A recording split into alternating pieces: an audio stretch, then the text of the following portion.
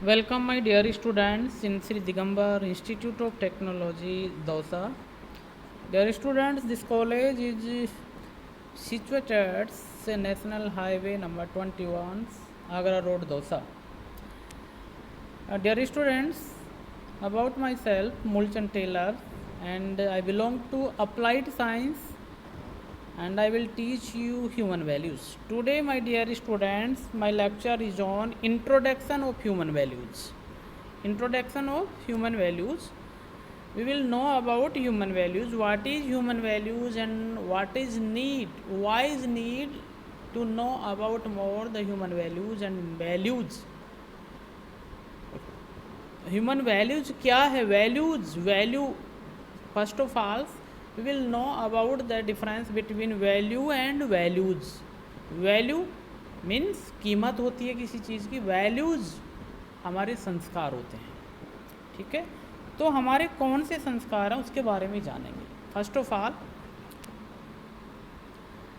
Then understanding the need, basic guidelines, content, process for value education. तो हमारा ये जो लेक्चर है वो इस चीज़ के ऊपर निर्भर है कि हम जानेंगे, समझेंगे कि ह्यूमन वैल्यू की आवश्यकता है तो क्यों है, बेसिक गाइडलाइन कौन कौन सी है हमें अपनानी या फिर उसका पालना करना ज़रूरी है, content, process for value education की प्रक्रिया कौन सी होती है, कैसे ये उत्पन्न की जाती है या सीखते हैं या फिर कहाँ से मिलती है, कैसे क्या होता है, वो सब चीज़ें हम इसके बारे में जानते हैं. नीड फॉर वैल्यू एजुकेशन की ज़रूरत क्यों पड़ी? All the human beings continuously Aspire for a happy life. हम सब लोग जानते हैं कि हर एक इंसान अपने ज़िंदगी भर तक संपूर्ण जीवन के अंदर कैसा जीवन चाहता है, कैसा जीवन चाहेगा वो, हैप्पीनेस या अनहैप्पीनेस, हैप्पीनेस ही ना, तो वो पूरी ज़िंदगी भर तक एक खुशहाल ज़िंदगी की इच्छा करता है. ए फुलफिलिंग्स एंड सक्सेसफुल लाइफ. कैसी ज़िंदगी चाहता है वो? उसकी ज़िंदगी एक सफल और हर सुविधाओं से परिपूर्ण हो. And the purpose of education, तथा उसकी शिक्षा का क्या उद्देश्य है, is to provide adequate competence to actualise this aspiration. अगर उसने शिक्षा ग्रहण की है, ज्ञान समाज में कहीं से भी उसने प्राप्त किया है, तो उसका उद्देश्य ये होता है उसके पास में वास्तविक इच्छित वस्तुएं तो होनी ही चाहिए, तब जाकर के वो अपने जीवन काल में संतुष्टि की परिकाष्ठा पर अपना जीवन व्यतीत करता है. For this, first of all, it is essential to understand what is really valuable. तो इस चीज़ को समझने के लिए सबसे पहले हमें यह जानना या समझना ज़रूरी है कि ये संस्कार वास्तव में क्या है. हम मनुष्य के लिए कौन से ऐसे संस्कार हैं, कौन से ऐसे वैल्यूज़ हैं, नियम हैं जिनको हमें अपनाना चाहिए. And what is really conducive to a happy and fulfilling life. और क्या वास्तव में ये हमारी ज़िंदगी में जो भी ज़रूरत की चीज़ें वह परिपूर्ण करवाने में या हमारे ज़िंदगी को एक हैप्पीनेस में व्यतीत करने के लिए ये क्या ज़रूरी है. This is the value domain. This is the value domain हमारे इन संस्कारों का, नियमों का मुख्य आधार है. यही आधार है कि यदि हमने संस्कार या नियम अपनाए हैं तो उसका मुख्य आधार या उद्देश्य भी यही है कि हमें ज़िंदगी को एक खुशहालपूर्ण, प्रसन्नचित्त जैसी ज़िंदगी जीनी चाहिए, तथा आवश्यकता की जो भी ज़रूरत की चीज़ें वे हमारे पास मौजूद होनी चाहिए, तभी जा कर के हमें संतुष्टि प्राप्त होती है. Understand. Next, then it is essential to know. तब जाकर के ये भी जानना जरूरी है कि हाउ टू एक्चुअलाइज इट. ये वास्तविकता में कैसे है, how to make it happen. अच्छा, ये जो नियम या संस्कार जो भी हमारे लिए बने हैं, इनसे कैसे ये सारी चीज़ें संभव होगी. This is domain of skill. तो ये हमारी शिक्षा का एक प्रमुख उद्देश्य या आधार है. Next, the subject which enables us to understand, the subject which enables us to understand, ये जो विषय हमारे लिए समझने के लिए दिया है, व्हाट इज़ वैल्यूबल, क्या वास्तव में ये हमारे लिए लायक है। Human happiness is called value education, तथा human happiness is called value education, मानवीय प्रसन्नता को ही वैल्यू एजुकेशन का नाम दिया गया है, नैतिक शिक्षा का नाम दिया गया है। Thus, value education enables us to understand our needs and visualize our goals correctly, and also indicate the direction of their fulfillment. इस प्रकार से जो हमारी सांस्कृतिक शिक्षा है हमें ये जानने या समझने के लिए काबिल है या ज़रूरत है कि our needs and visualise our goals, जानने के लिए, ये समझने के लिए इसलिए आवश्यक है कि हम पहले समझे तो सही कि हमारी आवश्यकताएं क्या है, और विजुअलाइज आवर गोल्स करेक्टली, सही तरीके से हम अपने लक्ष्यों को विजुअलाइज तो करें, सामने रखे तो सही, देखे तो सही कि हमारे वास्तविक लक्ष्य क्या है। ये हमारी मानवीय शिक्षा का एक उद्देश्य है या एक आधार है। एंड आल्सो इंडिकेट, तथा ये जो मानवीय नैतिक शिक्षा जो भी है वो हमें indicate the direction of their fulfilment, किसकी तरफ इशारा करती है, हमारी जो भी ज़रूरतों की आवश्यकताएं हैं उन्हीं को परिपूर्ण करने की तरफ भी ये संकेत करती है कि यदि इन संस्कारों पर या इनकी पालना करते हुए मनुष्य चले, अपना जीवन जिए, तो ज़रूरत तौर से अपने आवश्यकताओं की पूर्ति तो वह अवश्य कर ही लेगा। The value of any unit in this existence is its participation in the larger order of which it is part. Value of a pen is that it can write. Here writing is the participation of the pen in the bigger order in which pen, paper, human being all are present. इस example से हम अच्छी तरह समझ सकते हैं। Any unit in this existence, existence का मतलब अस्तित्व, मौजूद, हमारे इस धरातल पृथ्वी के ऊपर जो भी चीज़ मौजूद है, is its participation in the large order, is its participation, उसका भागीदारी, इन द लार्ज ऑर्डर, जो हमारे इस पृथ्वी के ऊपर सबसे बड़ी अवस्था है उसके साथ उसकी सहभागिता होती है। तो हमारे पृथ्वी के ऊपर how many type of the order, 4 type of the order. कितने प्रकार के ऑर्डर हैं? 4 तरह की ऑर्डर है। पहली है ह्यूमन बीइंग, ह्यूमन बीइंग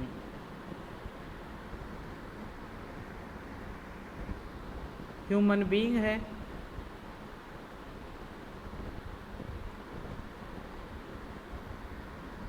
ये ह्यूमन बीइंग, पहली ऑर्डर हमारी ह्यूमन बीइंग है। ये ह्यूमन बीइंग पृथ्वी के ऊपर सबसे बड़ी अवस्था के रूप में जानी जाती है। जो बाकी के अस्तित्व में हमारी जो बची हुई अवस्थाएं हैं, दूसरी हमारी कौन सी है? दूसरी हमारी अवस्था है क्या नाम से उसका, दूसरी है हमारी नंबर 2 एनिमल।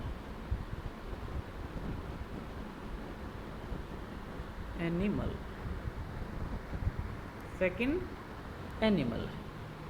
थर्ड बायोप्लांट।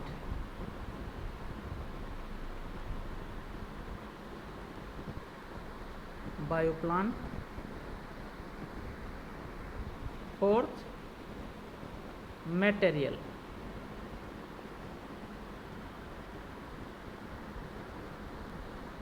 ओके, जानवरों वाली अवस्था। दूसरी होती प्राकृतिक, मतलब पेड़ पौधे की अवस्था।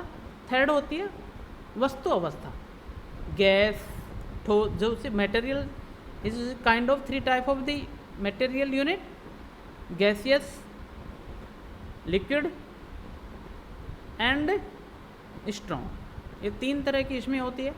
तो सबसे बड़ी जो अवस्था होती है वो मानवीय होती है।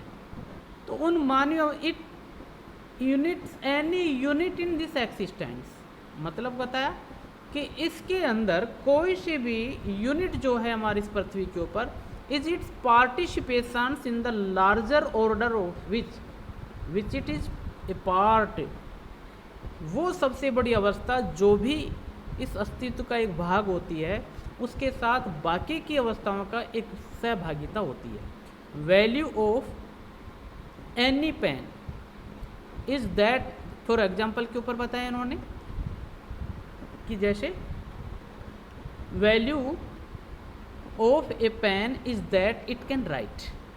जैसे अब हमारा स्वभाव देखें, हमारी कलम का क्या स्वभाव होता है, इट कैन राइट, वो कुछ चीज़ लिख सकता है। Here writing is the participation of the pen. इस प्रकार से पेन के द्वारा जो भी कुछ लेख लिखा गया है वो पेन के साथ उसकी सहभागिता हुई। In the bigger order in which pen, in the bigger order in which pen, इसका मतलब है कि पेन के अंदर एक बहुत बड़ी अवस्था छुपी हुई होती है। Paper, human being, all are present. इस तरह से बड़ी अवस्थाएं जो होगी इसके अलावा, जैसे कि पेन है, पेपर है, ह्यूमन बीइंग है, ये सब हमारे एक्सिस्टेंस में है, अस्तित्व में इस धरातल के ऊपर। तो इनके साथ में एक दूसरी अवस्था के साथ में जो लगाव है, संबंध है, वो सहभागिता में आता है। तथा ये लगाव या संबंध जो भी चीज़ है, इनके साथ एक दूसरे के साथ में जो पार्टिसिपेशन की भागीदारी हम जो निभाते हैं वो निभाना ही हमारा वैल्यू एजुकेशन के अंदर आता है। कैसे? Let's look at different aspect to appreciate the need for value education. अब हम यह देखते हैं कि इनके विभिन्न रूप होते हैं जो वैल्यू एजुकेशन के लिए आते हैं। Correct identification of our aspiration. सबसे पहले तो हम हमारी इच्छाओं को पहचानें, जाने कि मेरे अभिलाषा क्या है। Understanding universal human values to fulfil our aspiration in continuity. Understanding universal human values, हम ये भी देखें कि हमारी मानव की कौन कौन से ऐसे संबंध या संस्कार हैं, सार्वभौमिक ऐसे कौन से संस्कार हैं, उसको समझें। To fulfil our aspiration in continuity. क्यों समझें? क्योंकि ये संस्कार या जो नियम हैं मनुष्य के, वे सतत निरंतर तौर से मनुष्य की अभिलाषा इच्छाओं को परिपूर्ण करने के लिए सहायक है। Complementary of values and skill, complementary of values and skills, ये वैल्यूज जो हैं ये हमारी मॉरल एजुकेशन का एक पूरक है। Evolution of our belief, evolution for beliefs of our beliefs, तथा हमारे खुद के जो विश्वास है, किसी वस्तु के प्रति जो भी मेरा दृढ़ विश्वास है उसके बारे में मूल्यांकन करना कि ये सही है या गलत है। टेक्नोलॉजी एंड ह्यूमन वैल्यूज, इनके बारे में जानना। तकनीकी जो भी टेक्निकल है, टेक्नोलॉजी है, ये मनुष्य के लिए यूजबल है या फिर अनयूजुअल है। बेसिक ह्यूमन एस्पायरेशन, तो अब ये बात आती है कि हमारे मनुष्य की आधारभूत आकांक्षाएं या अभिलाषाएं कौन सी है। ठीक है, basic human. Happiness, to be in a state of liking is happiness. To be in a state of liking is happiness, एक ऐसी अवस्था जिस चीज़ को आप पसंद करते हैं और पसंद करते हैं या आप जिस चीज़ को चाहते हैं, उस चाहत से जो भी चीज़ आप मन में, आपके मन में जो विचार पैदा होते हैं या वो चाहत वाली चीज़ आपके पास होती है, तो आप एक खुशहाल या प्रसन्नता महसूस करते हैं। To be in a state of harmony is happiness, या फिर हार्मनी, समरसता ही हमारी कुशलता या हमारी प्रसन्नता का एक रूप होती है। Is non contradictory, is a joy without penalty, Joy that don't loss with any of your values. Is non contradictory मतलब क्षीण न हो, किसी को कोई परेशानी न हो। ए जॉय विदाउट पेनल्टी, एक ऐसी प्रसन्नता, खुशी बिना किसी पेनल्टी के, मतलब किसी को तकलीफ़ या किसी और दूसरे लोगों को तकलीफ न हो। Joy that don't loss with any of your values, ऐसी खुशी कि आपके कोई भी नैतिक उत्थान या शिक्षा को वो बाधित न करती हो, तब जाकर के आपकी समरसता होती है। Prosperity, feeling of having more than required facility than what is needed.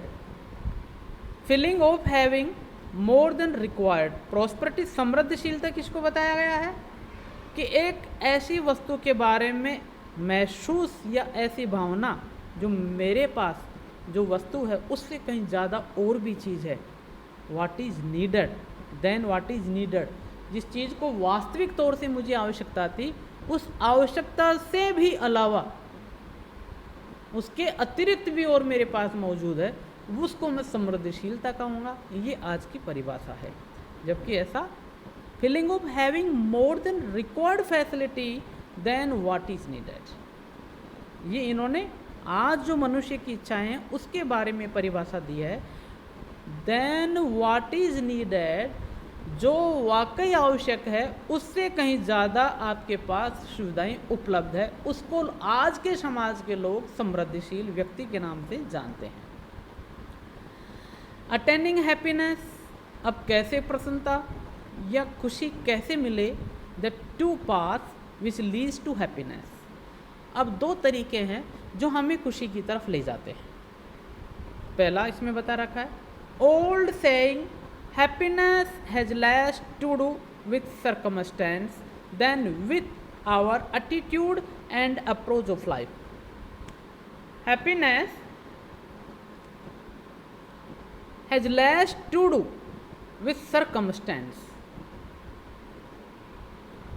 Has less to do with circumstance than with our attitudes and approach of life.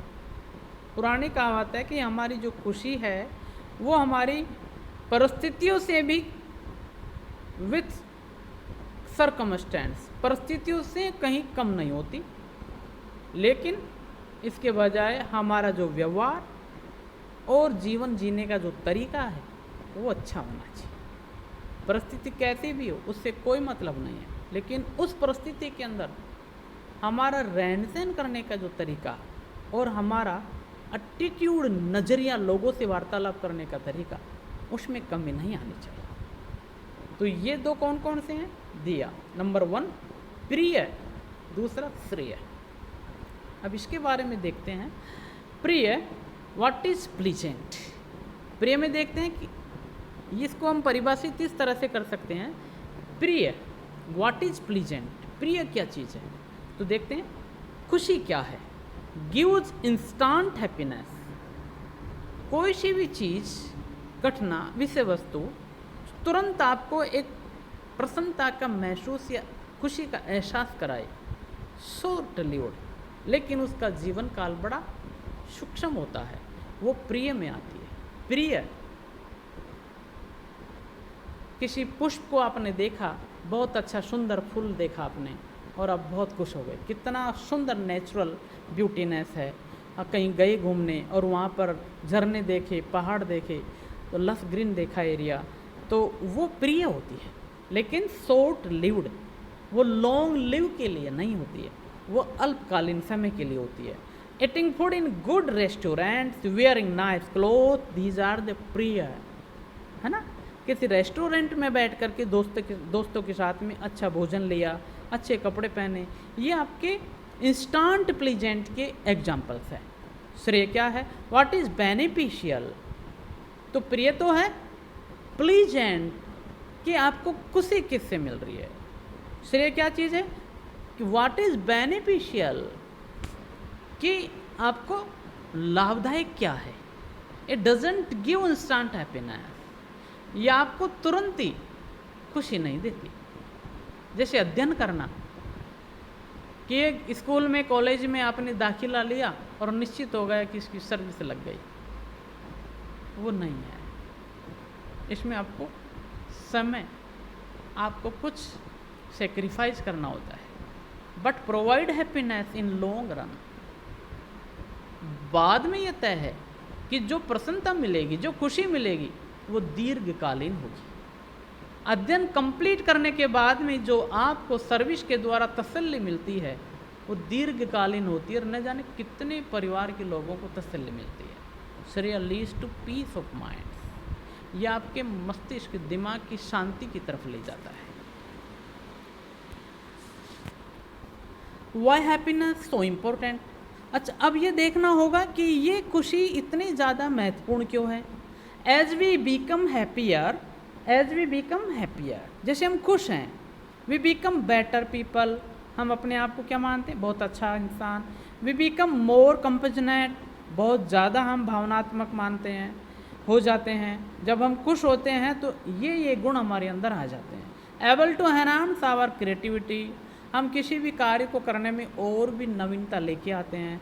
More energetic, perform task efficiently, develop healthy minds, right understanding, work towards creating better worlds. इस तरह से हमारे ये कार्य बहुत अच्छे हो जाते हैं, एनर्जेटिक हो जाते हैं, हमारे काम बहुत अच्छे हो जाते हैं। डेवलप हेल्थी माइंड्स, बड़ा सारे कार्य को बड़े सिस्टम तरीके से कर लेते हैं। हेल्दी माइंड, अच्छे विचार आते हैं। राइट अंडरस्टैंडिंग पैदा हो जाती है। वर्क टुवर्ड क्रिएटिंग बेटर, ठीक है। इस तरह से हमारे चलते हैं। नेक्स्ट होता है हमारा attaining prosperity, the two paths which leads to prosperity. जो दो पोल थे, जो दो बिंदु थे जिसके बारे में हमने पढ़ा था अभी, प्रिय एंड श्रेय, तो वो हम मनुष्य को, ह्यूमन बीइंग को एक समृद्धशीलता और खुशी की तरफ ले जाते हैं। The road to prosperity is paired with values. जो हमारी समृद्धशीलता का जो पथ है वो हमारी नैतिकता के साथ में जुड़ा है। Value here means worth of, हम काबिल किसके हैं, उसके लायक हैं कि नहीं, उससे जुड़ा है।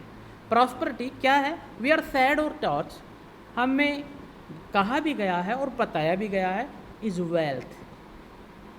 आज के समाज में प्रॉस्पेरिटी उसको मानते हैं जिसके पास पैसा है, but there are other factor such as happiness, health.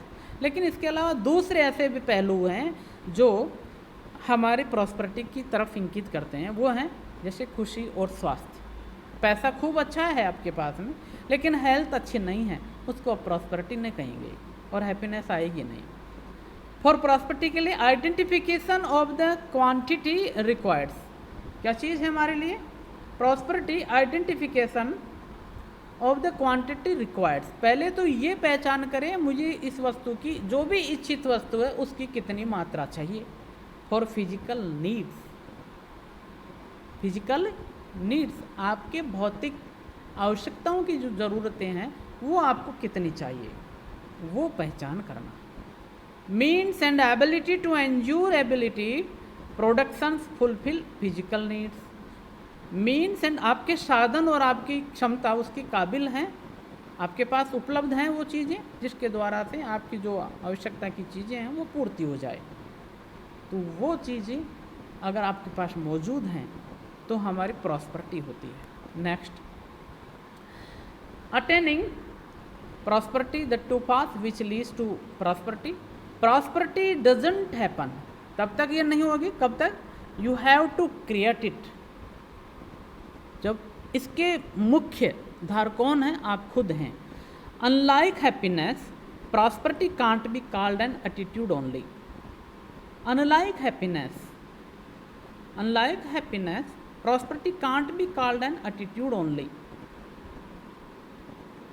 Unlike happiness मतलब आप खुश नहीं हैं, सब कुछ जो चीज़ें आपके पास मौजूद है, आपके भौतिक संसाधन आपके पास मौजूद हैं, हर तरह की सुविधाएं आपके पास मौजूद हैं, लेकिन खुश नहीं है तो उसको भी समृद्धिशीलता नहीं कह सकते। To fulfil the physical needs one has to work.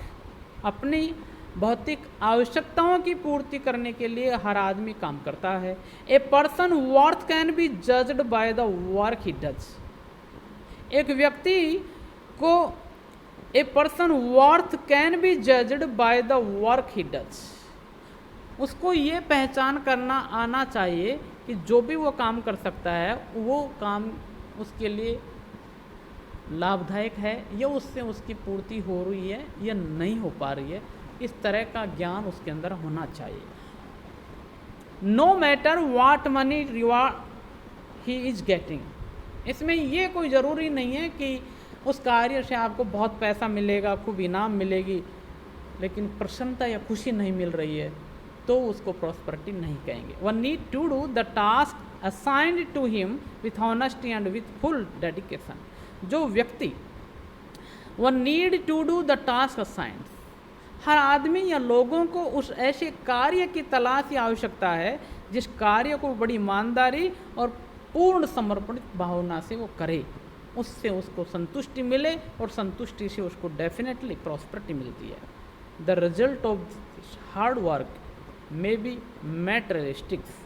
परिणाम ये हो सकता है कि उस कठिन परिश्रम से, उस कठिन परिश्रम के परिणाम से हो सकता है कि उसकी भौतिक संसाधनों की पूर्ति हो जाए, but mixed with feeling of happiness. लेकिन इसके साथ उसकी खुशी भी मिली हुई है।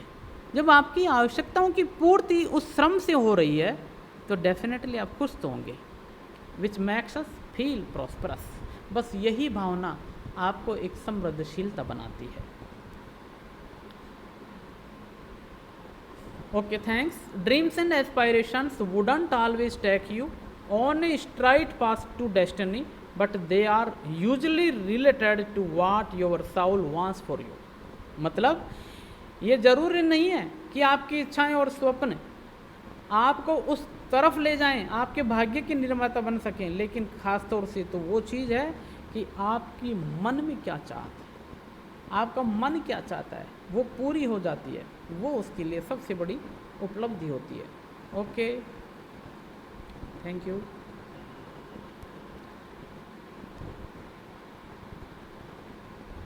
नेक्स्ट हम आगे बात करेंगे इसके बारे में और भी।